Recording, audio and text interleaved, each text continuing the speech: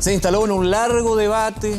Por supuesto, vamos a estar conversando aquí en Mirada Económica sobre las pensiones. Estamos justamente con el superintendente del ramo, Osvaldo Macías. Superintendente, gracias por acompañarnos en el programa. Bienvenido, gracias por venir. Buenas tardes y muchas gracias por invitarnos. Bien, vamos con el caso en concreto, pero antes tenemos que ir con la contingencia. Y claramente lo que ha sido la noticia esta semana de la renuncia de Andrés Santa Cruz como presidente de la Asociación de AFP también es un elemento que se agrega a esta discusión, principalmente por la figura de vocero de las administradoras de fondos de pensión. ¿Cómo lo toma usted, superintendente, esta renuncia? Principalmente lo dijo en su declaración pública por dichos lamentables o de alguna manera fuera de lugar.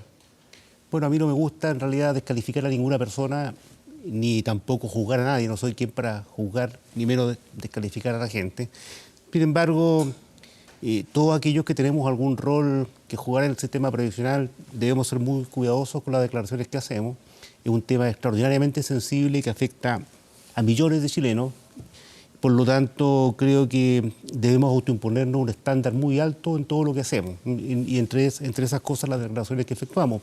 Efectivamente, puede que las declaraciones que haya efectuado Andrés Santa Cruz hayan sido desafortunadas y eso ha ocasionado su renuncia. Pero bueno, son cosas que pasan y que creo que debemos todos prevenir para que las personas evidentemente no se sientan violentadas en la discusión que se está dando. Porque no ayuda el tono, ¿verdad, superintendente? Sin duda que no ayuda. Yo creo que estamos en un momento tan clave, tan importante en todo lo que es la discusión de la reforma previsional, que todos los actores debiéramos ser extraordinariamente cuidadosos y buscar siempre el objetivo final, que es favorecer a los afiliados al sistema de pensiones. Lo que todos queremos es que la gente tenga mejores jubilaciones. Y el debate que debemos dar para eso debe ser un debate respetuoso en que todas las personas busquen aportar al objetivo final, que es mejorar las pensiones.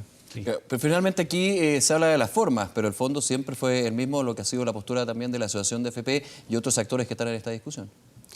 Yo creo que acá debemos cuidar todo, forma y fondo. Yo creo que aquí estamos confundiendo forma-fondo, pero finalmente es un todo que debe ser homogéneo y granítico. O sea, todos debemos siempre fijarnos el objetivo final, mejorar las pensiones de nuestros adultos mayores, y en ese camino debemos ser absolutamente cuidadosos en todo lo que nosotros decimos y procurar no ofender a ninguna de las personas que están, sin duda, pasándolo mal o muy preocupados por su futuro. El mismo Andrés Santa Cruz en esta declaración hablaba de que sus dichos desviaron el debate y por eso también ha sido un paso al costado.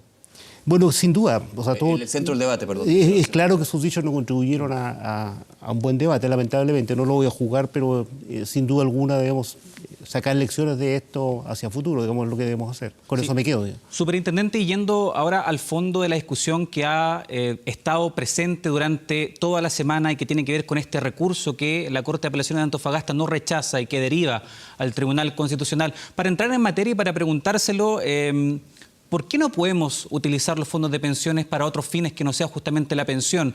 ¿Esto tiene que ver con un tema netamente legal o tiene que ver también con un tema de objetivos de los dineros que nosotros ahorramos? Bueno, como su propio nombre lo dice, sistema de pensiones. El objetivo de un sistema de pensiones es procurar que las personas en su vejez tengan recursos para vivir dignamente. Y para eso lo que el Estado hace es obligar a las personas a cotizar. Sus cotizaciones se depositan en cuentas de ahorro personal a nombre de ellas, en una administradora de giro único, se invierten, las rentabilidades que generan también van a esa cuenta individual y finalmente se devuelven a las personas a la edad de jubilación en forma de una pensión. De esa manera el Estado lo que busca es que las personas en su vejez puedan mantenerse dignamente. Eso es lo que busca un sistema de pensiones, por eso su fin único es justamente otorgar jubilaciones y para eso tiene todo un entramado que ha creado y que hoy día está funcionando así. Pero eso no es privativo de Chile, en todo el mundo. Los sistemas de pensiones en todo el mundo son obligatorios. Las personas tienden a preferir consumo presente a consumo futuro. Ellos prefieren consumir hoy en lugar de 40 años, que ven algo muy lejano, una jubilación. Se tiende a no pensar tanto en el futuro, digamos. Es así, porque hay necesidades acuciantes. Todas las personas tienen necesidades urgentes y acuciantes. Por lo tanto, si no fuera obligatorio, muy poca gente ahorraría para su vejez y nos encontraríamos con un país con ancianos muy empobrecidos y eso es lo que se quiere evitar. Pero dentro de este caso en particular, se tendría que también agregar a la discusión, a la actual discusión de la reforma previsional, justamente el minuto en que se está buscando cambiar los distintos elementos del sistema, pensar cuando un jubilado o una jubilada justamente quiere usar ese dinero para otra función, ya no estamos hablando de quién está cotizando, sino más bien el que ahorró y que finalmente tiene que ver justamente cómo va financiando sus distintas necesidades ya siendo un adulto mayor. Porque somos dueños de los fondos, ¿no? Eso está meridianamente claro. No hay ninguna duda, o sea, el afiliado es dueño de sus fondos, eso no hay ninguna duda, por eso todo el dinero que un afiliado tiene está depositado en cuentas a su nombre.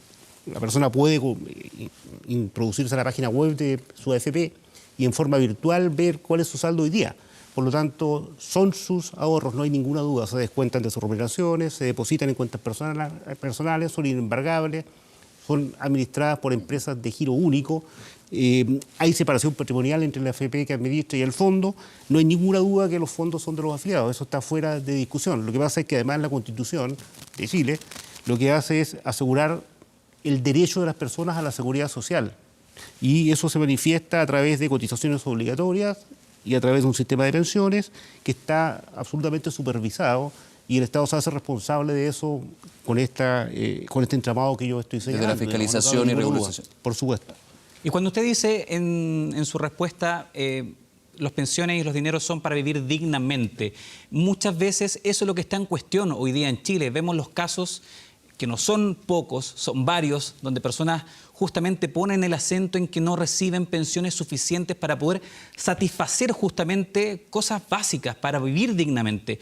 ¿Cómo abordar entonces el problema, superintendente, cuando muchas familias, muchos adultos mayores no logran satisfacer sus necesidades y encuentran una posibilidad de retirar esos ahorros para poder hacer otras cosas? ¿Cómo se les responde a ello? Bueno, precisamente lo que usted dice creo que es el kit del asunto. Hay un gran malestar hoy día con el sistema de pensiones porque las jubilaciones que se entregan son bajas, sin ninguna duda. Dado eso, ¿qué es lo que tenemos que hacer? La solución no es derribar uno de los pilares del sistema, que es que los ahorros deben preservarse para pensión, sino que es perfeccionarlo. El uso único, digamos. Exactamente, y para eso hoy día se presentó un proyecto de reforma previsional que se está discutiendo en el Congreso. Yo creo que justamente ese es el foro donde debemos discutir qué hacer, qué ha pasado hoy día. La clave acá es que estamos ahorrando poco, tenemos que aumentar el ahorro y que estamos teniendo periodos pasivos cada vez más largos. ¿Por qué? Estamos ahorrando poco porque nuestras cotizaciones son bajas, las rentabilidades de las inversiones han ido declinando, porque las densidades de cotizaciones, o sea, las lagunas previsionales son muy, muy altas, y por otra parte estamos viviendo un periodo pasivo mayor porque han aumentado mucho las expectativas de vida. Entonces lo que nosotros tenemos que hacer es aumentar el ahorro y disminuir el periodo pasivo. Y para eso, ¿qué tenemos que hacer? Para aumentar el ahorro se requiere aumentar las tasas de cotización necesariamente. Tenemos que buscar nuevas inversiones que nos den más rentabilidades. Tenemos que obligar a cotizar a las personas que trabajan por cuenta propia o son independientes. Y en lo posible tenemos que alargar nuestra vida laboral. Pero eso va de la mano no solamente de que las personas trabajen más, sino que va de la mano de que el mercado laboral las acoja. Esos son los puntos claves de la discusión en ese sentido, superintendente, pero ahí le hago la pregunta. ¿Se puede sumar también este caso, lo que ha sido el uso de esos ahorros cuando ya estamos en proceso de jubilación, cuando ya no estamos ahorrando, cuando justamente está esta idea, por ejemplo, de pagar un crédito hipotecario? Y también preguntándole cómo ha revisado usted la experiencia que se ha dado sobre este sistema. Por ejemplo, ya tenemos 2 años donde en Perú se llevó a cabo justamente una situación similar, donde más del 95% de los ahorros se podían ser retirados por aquellos quienes cumplieran con ciertos requisitos y el balance no fue muy bueno. Bueno, justamente yo creo que hay muchos fines loables y yo pienso que las personas genuinamente cuando proponen usos alternativos para los fondos ahorrados tienen todas muy buenas intenciones, pero creo que es un error desviarnos de las pensiones. El caso de Perú que usted menciona es emblemático. En Perú, hasta mediados del año 16, tenían un sistema muy parecido al chileno, casi idéntico. Y en ese momento lo que se decidió fue, se legisló para 2 cosas. Uno, que se pudiera sacar un 25% de los fondos para pagar el pie para un crédito hipotecario o para amortizar un crédito hipotecario. Claro. Y además se permitió que las personas al llegar al momento de la jubilación pudieran sacar el 95,5% de sus fondos o bien jubilarse con un retiro programado o una renta vitalicia igual que acá. Las personas eligen. El otro 4,5% queda para financiar prestaciones de salud. Bueno, ¿qué han hecho las personas transcurridos 2 años de este cambio legal? El 94% de las personas retiró los fondos de una vez. El 4% optó por modalidades mixtas, retiró una parte y otra parte la dedicó a la pensión. Y solo el 1% decidió pensionarse. Imagínense. Entonces, y luego, ¿a qué ha dedicado, según el mismo regulador peruano ha dicho, a qué ha dedicado la gente que retiró sus fondos? El 57% lo ha dedicado a consumo. ¿Qué significa eso? Que en unos años más esas personas van a tocar la puerta de la pobreza o del Estado para que los ayude. O sea, el balance es... El Estado va a tener que es un balance, hacer un esfuerzo mayor. Es un balance desastroso y el Estado tiene muchas necesidades. Entonces, cuando uno abre ese tipo de puertas, realmente lo que está haciendo es condenar a los ancianos a la indigencia, digamos, o bien que el Estado tenga que hacer esfuerzos extraordinarios en un contexto que tiene tantas necesidades que satisfacer que lo más probable es que no lo pueda hacer, ¿no? Sí. Por eso es muy peligroso y tenemos que ser muy cuidadosos con el destino de los recursos provisionales. Pero descartando de lleno, superintendente, la posibilidad de abrirse a esas opciones. Yo no descartaría de lleno nada. Yo creo que todo en un debate democrático es conversable, no es sería, debatible. No sería extremo. Todo es debatible, hay que respetar las opciones que se presentan y juzgarlas en su mérito. Yo creo que los recursos son para pensiones, pero si hay una opción distinta que prueba ser muy beneficiosa para las personas, por supuesto que no me opondría, sin duda. ¿Le sorprendió lo que ocurrió con la Corte de Apelaciones de Antofagasta? A mí no me sorprende nada de hace mucho tiempo. Ahora, en el caso... Porque a la industria podemos decir que lo sorprendió, y mucho, sí, porque había ocurrido que otros recursos de protección habían sido rechazados. Claro, lo que ha ido hasta ahora, esto va cambiando día a día, son 22 recursos presentados, de los cuales se han rechazado 14 o se han declarado inadmisibles. Y quedan 8 pendientes. Uno de estos 8 es el de Antofagasta. No me sorprende a mí, realmente no me sorprende, pero creo que hay argumentos muy sólidos para que finalmente prime que estos recursos son para pensiones, porque ¿qué es lo que está pasando?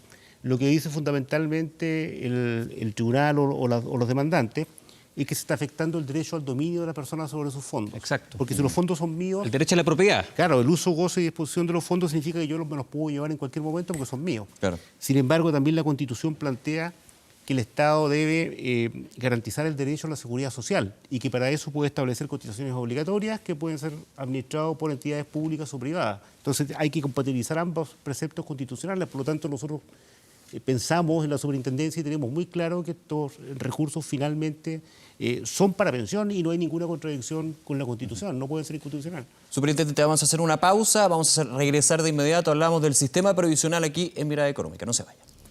Volvemos a Mirada Económica, estamos con el superintendente de pensiones Osvaldo Macías conversando justamente de la actualidad del ramo. Superintendente, preguntarle además por la discusión que se está llevando adelante en torno a la reforma previsional, que ya tiene una tramitación larga, que se viene discutiendo ya hace varios meses, incluso se venía discutiendo el gobierno anterior con otra propuesta. ¿Cómo ha visto usted justamente el debate? ¿Está centrado en lo importante? ¿Se ha desviado un poco la atención pensando en este 4%? ¿Quién lo administra? ¿Quién no? ¿Quién puede o quién no puede? ¿Cómo ha visto usted el debate? Bueno, efectivamente llevamos, yo diría que muchos años discutiendo este tema. ¿Demasiado? Yo creo que demasiado. Desde la comisión que se creó y que presidió David Bravo, llegamos, pero muchísimos años de debate, todos tenemos muy claro el diagnóstico. Yo creo que los jubilados no pueden seguir esperando.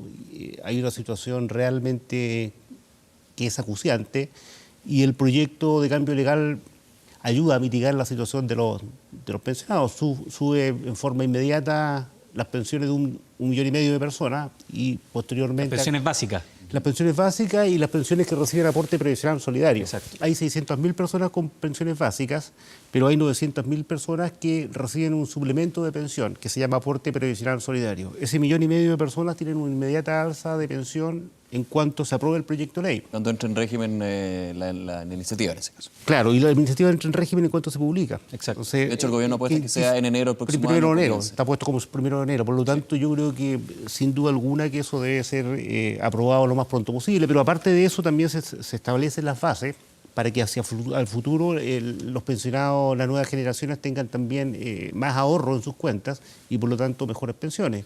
Por primera vez también se establece un aporte a la clase media, que son personas que durante mucho tiempo cotizaron y aún así sus pensiones son bajas. Entonces hay un apoyo del Estado para ellos. Sí. ¿Falta solidaridad en el sistema, superintendente? Hoy día tenemos... bien clave que ha estado fuerte en los últimos meses. Yo pienso que sí, que falta solidaridad. Yo creo que la solidaridad yo creo que nunca debemos quedarnos cortos en eso, siempre falta más solidaridad. Hay un pilar solidario que hoy día está beneficiando, como yo decía, 1,5 millones de personas. Pero es de cargo del fisco, finalmente. Es de cargo del fisco. No de los afiliados, sino de los que estamos trabajando. Claro, ahora de acuerdo a lo que está en el proyecto de cambio de ley, se aumentan en 40% los recursos al pilar solidario, por lo tanto se inyecta más solidaridad al sistema y se hace a través de impuestos generales. O sea, de todas formas, los impuestos son pagados fundamentalmente por las personas que tienen mayores ingresos y va directamente esto focalizado a los más pobres, por lo tanto hay pero un segmento que está bien, pero muchos han dicho que la solidaridad no solamente debería ser para un segmento, sino abarcar un espectro bastante más amplio. Y eso se logra con el aporte a la clase media. El aporte a la clase media lo que hace es decir, a ver, veamos, mujeres o hombres que han cotizado durante su vida y que su pensión es menor a 25 unidades de fomento, o sea, 750.000 pesos más o menos aproximadamente. Esas personas, si han cotizado durante su vida y tienen pensiones menores a eso, van a recibir ahora un aporte directo del Estado. Las mujeres se les exige un requisito de 16 años cotizados, los hombres 22 años cotizados. Y eso beneficia fundamentalmente a la gente de clase media, no sé, un profesor, un empleado público, un trabajador de ingresos medios, que a pesar de haber cotizado durante su vida ve pensiones bastante bajas, el Estado le va a dar una asignación por cada mes en que cotizó. Para las mujeres la asignación va a ser mayor, 1/3 mayor que para los hombres, va a tener menores requisitos de cotizaciones y además hay un premio si postergan su edad de jubilación. Si postergan su edad de jubilación suben 50% el aporte del Estado. Entonces también hay nuevos beneficios que se otorgan a las personas a través de este mecanismo. Superintendente, tomando lo que decía Jaime del debate, de la discusión, en los distintos aspectos, no solamente en el ámbito legislativo, que evidentemente es relevante para poder tener cambio a un diagnóstico que es bastante de consenso, muchos dicen, aquí el sistema no es legítimo. ¿Qué pasa cuando nos concentramos en ese punto, la legitimidad o no del sistema, la legitimidad o no de las administradoras de fondos de pensión, que hay que tener un ente público, que el Estado tiene que estar más incorporado y una solidaridad también más de los cotizantes? En ese concepto, ¿qué piensa usted? Yo creo que es un tema importante que se debe debatir. Justamente en Perú se llegó a una solución, entre comillas, que es sacar los fondos porque el sistema llegó a tal grado de ilegitimidad que se llegó a una solución de este tipo. Ahora, yo pienso que en este caso, en el caso chileno, estamos lejos de eso. Pienso que debemos educar mucho más a la gente, que todos los actores hemos tenido alguna responsabilidad, el Estado, las administradoras, en educar más a las personas. Entonces se sembraron expectativas falsas, la gente creyó que iba a tener un determinado nivel de pensión. La gran promesa del sistema de pensiones. Claro, y quedó grabado que hay un 70% de tasa de reemplazo, y eso nunca fue así. Entonces las personas no se dieron cuenta de eso, no supieron, nadie les informó, y para muchos de ellos ya es tarde, porque no tienen tiempo de recuperarse. Entonces yo creo que en gran parte todo este tema de la legitimidad está asociado sin duda a que las pensiones son bajas y que las personas no se dieron cuenta a tiempo. Pero también debemos inculcar la responsabilidad en los mismos ahorrantes, de ojalá hacer ahorro voluntario en lo posible, de tener una densidad de cotizaciones constantes, de ser responsable, mirar su administradora, preocuparse de aquella que tiene más rentabilidad, de aquella que tiene menores comisiones.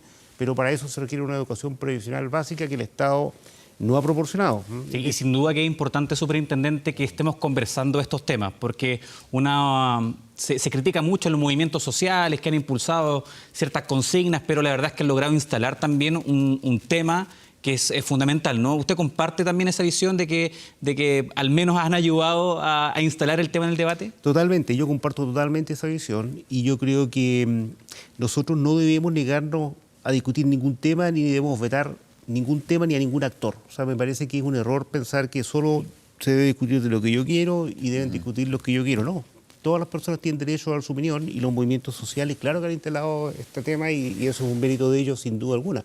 Lo que no significa que tengan razón en todas sus posturas, digamos, pero es un actor importante que debe estar en el debate. Superintendente Osvaldo Macía, nuevamente muchísimas gracias por acompañarnos en Mirada Económica. Gracias a ustedes por su invitación. Hasta luego, un placer.